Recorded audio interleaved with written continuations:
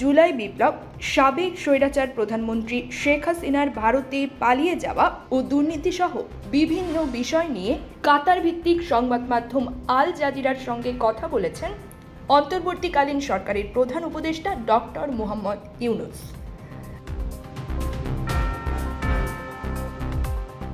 সাক্ষাৎকারটি রবিবার 27 এপ্রিল আল জাজিরার ওয়েবসাইটে Mohammad Yunus real reform or just a new ruling class in Bangladesh শিরোনামে প্রকাশ করা হয়।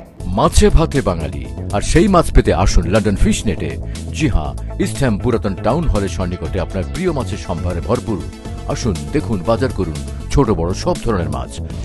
বাহ, একই ছাদের নিচে প্রয়োজনীয় সবকিছু পাওয়া যায়। সাক্ষাৎকারে আল জাজিরার সাংবাদিক নিয়েভ বার্কার শেখ হাসিনাকে নিয়ে প্রধান উপদেষ্টা ডক্টর মোহাম্মদ ইউনূসের কাছে বিভিন্ন প্রশ্ন করেন। এর জবাবে প্রধান উপদেষ্টা বলেন, তিনি বিমস্টেক সম্মেলনের ফাঁকে ভারতীয় প্রধানমন্ত্রী নরেন্দ্র মোদীর সঙ্গে বৈঠক করেছিলেন।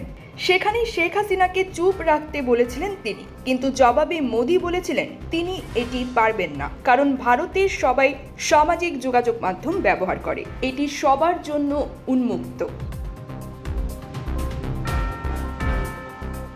আল জাজিরার সাংবাদিক বলেন, শেখ হাসিনা দাবি করেন তিনি এখনও বাংলাদেশের প্রধানমন্ত্রী, তিনি ভারত থেকে এসব বিবৃতি দিচ্ছেন। অন্তর্বর্তী সরকার ভারতে তার অবস্থানকে জবাবে ডক্টর ইউনূস বলেন, নরেন্দ্র মোদীকে আমি স্পষ্ট করি, ঠিক আছে, যদি শেখ হাসিনাকে আপনি রাখতে চান তাহলে এই বিষয়ে আপনার সঙ্গে আমি কিছু করতে পারবো না, কিন্তু অবশ্যই তিনি যখন সেখানে থাকবেন তার কথা বলা উচিত হবে না, কারণ তার বক্তব্য আমাদের জন্য সমস্যার সৃষ্টি করে। তিনি বক্তব্য দিয়ে বাংলাদেশের মানুষকে উত্তেজিত করেন, আর এজন্য আমাদের ভোগান্তি পোহাতে হয়।